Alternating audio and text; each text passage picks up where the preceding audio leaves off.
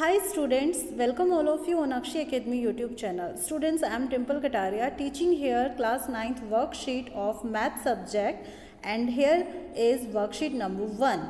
Okay, worksheet number 1 is based on the chapter rational number. So we will discuss this chapter. So do you know about rational number? क्या आपको पता है कि rational number क्या होते हैं? Yes, actually you know very well. Rational number are those numbers which can be written in the form of p upon q, जिन्हें आप p upon q की फॉर्म में लिख सकते हैं. That means आप यहाँ पर न्यूमरेटर अपॉन डिनोमिनेटर एक फ्रैक्शन फॉर्म में लिख सकते हैं. बट कंडीशंस क्या है? p and q are integers. Okay, and q is not equal to zero. जो भी आपके पास डिनोमिनेटर होता है that must not be equal to zero. वो कभी भी ज़ीरो के इक्वल नहीं होना चाहिए. क्लियर? क्यों नहीं होना चाहिए? क्योंकि अगर आपका डिनोमिनेटर ज़ीरो हो जाता है तो ज़ीरो से तो आप किसी भी नंबर को डिवाइड कर ही नहीं सकते हैं. तो नहीं कर पाएंगे तो वो आपके लिए नॉट डिफाइंड नंबर होगा. That means infinite. So q not be equal to zero. q must not be equal to zero. Very good, concept clear है आपका. नाउ अब हम यहाँ पर देखते हैं कि जो भी हमारे पास रेशनल नंबर होता है उसका डेसिमल एक्सपेंशन कैसा होता है. सो स्टूडेंट्स, मैं आपको यहाँ पे क्लियर कर देती हूँ कि जो डेसिमल एक्सपेंशन होते हैं रेशनल नंबर के वो टू टाइप्स के होते हैं. फर्स्ट तो हमारे पास होता है टर्मिनेटिंग, ओके, एंड सेकेंड होता है नॉन टर्मिनेटिंग रिकरिंग. टर्मिनेटिंग का मतलब होता है कि जब हम किसी भी नंबर को डिवाइड करते हैं तो जब डिवीज़न प्रोसेस जो है एंड हो जाता है, यानी कि रिमाइंडर ज़ीरो बच जाता है, तब तो हमारा जो डिवीज़न प्रोसेस है वो टर्मिनेटिंग होता है. लाइक यहाँ पे एग्जांपल दिया है जैसे 2/5 का, तो ये मैं आपको क्लियर करती हूँ. 2/5 that means you are dividing number 2/5. Okay, तो आप यहाँ पर ज़ीरो है सबसे पहले तो डिवीज़न नहीं जाएगा. आपने यहाँ पर फिर डेसिमल लगाया तो ये हो गया है 20. 5 4 जा 20. क्लियर? तो 20 - 20 आपके पास हो जाएगा ज़ीरो. सो आपके पास आंसर क्या है? 0.4. क्लियर हुआ? तो यहाँ पे आप देख रहे हो रिमाइंडर आपके पास ज़ीरो है. आपका जो डिवीज़न प्रोसेस है वो एंड हो चुका है. तो आपका ये कैसा हो जाता है? Expansion terminating. Clear? And next example अगर हम देखते हैं तो वो है हमारे पास 1/3 का. 1/3 में आप यहाँ पे क्या कर रहे हैं? 1 में डिवाइड कर रहे हैं 3 से. क्लियर? तो यहाँ पे आप पहले पॉइंट लगाएंगे तो ये ज़ीरो हो जाएगा. ठीक है, तो 3 3 = 9. 10 - 9 आपके पास 1 बचेगा. अगेन आप यहाँ पर ज़ीरो लगाएंगे बिकॉज आप डेसिमल तो पहले ही अप्लाई कर चुके हैं. तो फिर यहाँ पर फिर डिवाइड करेंगे तो क्या मिलेगा आपको? 3 3 = 9. अगेन 10 - 9 आपके पास 1 होगा. मतलब ये प्रोसेस चलता जाएगा, नेवर एंडिंग प्रोसेस है. तो रिमाइंडर आपको ज़ीरो कभी भी नहीं मिलेगा. तो नॉन टर्मिनेटिंग हो गया क्योंकि प्रोसेस जो है वो एंड नहीं हो रहा है, इसलिए हमने डैश डैश लगाया यहाँ पे. क्लियर? लेकिन अगर हम देखते हैं कि ये जो 3 जो डिजिट है ये रिपीट हो रहा है. ओके, रिपीट हो रहा है यानी कि रिकरिंग है ये. तो नॉन टर्मिनेटिंग हो गया और रिकरिंग हो गया. क्लियर बच्चा? तो आपके पास डेसिमल एक्सपेंशन अगर टर्मिनेटिंग है तो वो कैसा है? Rational number. लेकिन अगर वो नॉन टर्मिनेटिंग है और उसके साथ साथ रिकरिंग भी है तो भी वो कैसा होगा? रेशनल नंबर होगा. क्लियर? जो भी रेशनल नंबर्स है these are represented by capital Q. आप इन्हें कैपिटल Q से रिप्रेजेंट करते हैं. And there are infinitely many rational numbers between any two given rational number. Okay, किन्हीं भी दो रेशनल नंबर के बीच में बहुत सारे इनफाइनाइट मैनी रेशनल नंबर होते हैं. क्लियर हुआ कॉन्सेप्ट? सो ट्राई योरसेल्फ में आपके पास यहाँ पर एक क्वेश्चन है.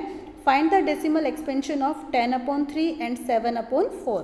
तो बच्चों पहले पॉज करके आप खुद सॉल्व करके देखिए, फिर मैं यहाँ पे आपको बता रही हूँ, उससे क्रॉस चेक कीजिएगा. 10/3 है, that means you are dividing number 10/3.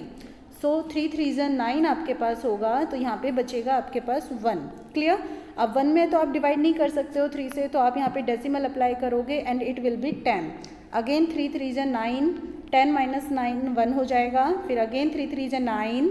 तो 10 - 9 यहाँ पे क्या हो जाएगा? यहाँ पे ये 10 और फिर अगेन यहाँ पे क्या होगा? 1. सो आप देख रहे हैं कि ये नेवर एंडिंग प्रोसेस है.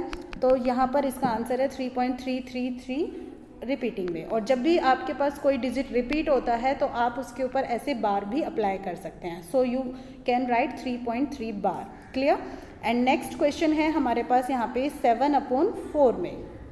सो अब आप 7/4 का भी देख लीजिए. आप कर तो चुके होंगे ही, आप यहाँ से क्रॉस चेक कर लीजिए. तो आप ना यहाँ पे 7 में 4 से डिवाइड कर रहे हैं. 4 1 = 4 हो जाएगा. यहाँ पे बचेगा 3. पॉइंट लगाया, यहाँ पे 0 हो जाएगा, 4 7 जो 28 और ये आपके पास होगा -2।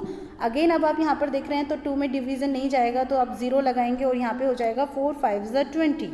क्लियर, 4 5 20 तो 20 - 20 हो जाएगा 0, रिमाइंडर क्या बचा 0, यानी ये आपके पास कैसा हो जाता है, यहाँ पे टर्मिनेटिंग हो जाता है। ठीक है बच्चा, तो ये हमारा टर्मिनेटिंग हो गया है।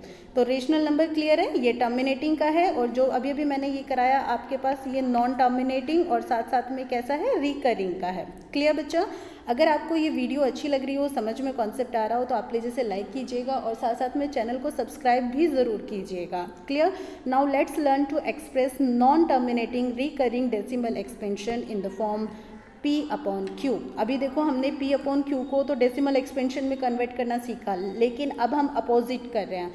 सो here the question is express 0.444444 repeat हो रहा है in the form P/Q where P/Q are integers and Q is not equal to 0। आपको यहाँ पे इसको रिप्रेजेंट करना है P/Q फॉर्म्स में। तो स्टूडेंट सबसे पहले तो आपके पास ये जो भी क्वेश्चन है ना, आप इसको x के इक्वल सपोज करेंगे। ठीक है, तो x इज इक्वल टू 0.444 और रिपीट हो रहा है, सो डैश डैश आप इसको इक्वेशन नंबर 1 सपोज कर लेंगे। क्लियर, अब आप यहाँ पर देख रहे हैं, ये ध्यान रखिएगा, आपकी वर्कशीट में भी मेंशन है क्या कि यहाँ पे आपके पास रिपीटेशन जो हो रहा है वो ओनली 1 डिजिट का हो रहा है एंड दैट इज़ 4, ओनली 1 का हो रहा है ना, 1 डिजिट का हो रहा है, तो इसलिए हम इसको यहाँ पे क्या करेंगे, 10 से मल्टीप्लाई करेंगे। ओके, सो इक्वेशन नंबर 1 जो भी है आपका, इसको आप मल्टीप्लाई कीजिए 10 से, तो आपको क्या मिलेगा यहाँ पे, you will get here 10x and this will be equal to 4.4444 and so on, that is equation number 2. now अब आप इक्वेशन नंबर 2 में से सब्ट्रैक्ट कीजिए इक्वेशन नंबर 1 को।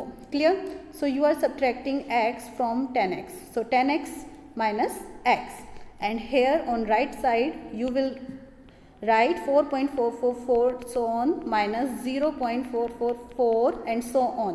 ठीक है, 10x minus x this will be equal to 9x। और जब आप यहाँ पे इसको सब्ट्रैक्ट करेंगे तो यहाँ पे मैं आपको अच्छे से सब्ट्रैक्ट भी करके दिखा देती हूँ, ताकि अगर किसी भी बच्चे को प्रॉब्लम हो तो वो यहाँ से अच्छे से समझ सके। ठीक है, तो 4 - 4 0, 4 - 4 0, 4 - 4 0 and 4 - 0 will be 4, so 9x will be equal to 4 and x will be equal to 4/9। So देखो बच्चों, ये आपके पास P/Q के फॉर्म में ये आपका क्वेश्चन सॉल्व हो गया है। क्लियर, अच्छे से क्लियर हो गया क्वेश्चन आपको, very good. So here try yourself, आपके पास एक दूसरा क्वेश्चन है जिसमें आपको बोला है express 0.777 and so on in the form P/Q where P and Q are integers and Q is not equal to 0। बच्चों ये आपको खुद को ट्राई करके देखना है, आप ट्राई करके देखिए पॉज करके, और फिर उसके बाद यहाँ पे देखिए कि मैं कैसे इसको सॉल्व कर रही हूँ। ठीक है, और अब देखिए कि आपने ऐसे ही किया है क्या, तो x is equal to 0.777 dash dash and this is equation number 1। आप देख रहे हो ओनली 7 की रिपीटेशन है, तो आप इसे 10 से मल्टीप्लाई करेंगे। आप देख रहे हो कि ओनली 7 की रिपीटेशन है, तो आप इसे 10 से मल्टीप्लाई करेंगे and it will B 7.777 and this is equation number 2। सो हम यहाँ पर इक्वेशन 2 में से इक्वेशन 1 को सब्ट्रैक्ट करेंगे। 10x minus x will be 9 and 7.777 में से इसको जब हम माइनस करेंगे तो it will be 7, so x will be equal to 7/9। तो ये आपका यहाँ पे क्वेश्चन हो जाएगा। तो बच्चों यहाँ पे हमारी वर्कशीट कंप्लीट होती है। आई होप आपको बहुत अच्छे से क्लियर हुए होंगे कॉन्सेप्ट। अब आप क्या कीजिएगा, अपनी NCERT की जो बुक है उसको ओपन करके, आपका जो फर्स्ट चैप्टर है उसको ओपन करके इससे रिलेटेड क्वेश्चंस जो है वो आज ट्राई करेंगे, और अगर कहीं पे भी कोई प्रॉब्लम आती है तो मुझे कमेंट करके ज़रूर बताएंगे और चैनल को सब्सक्राइब भी करेंगे। Thank you so much for watching my channel.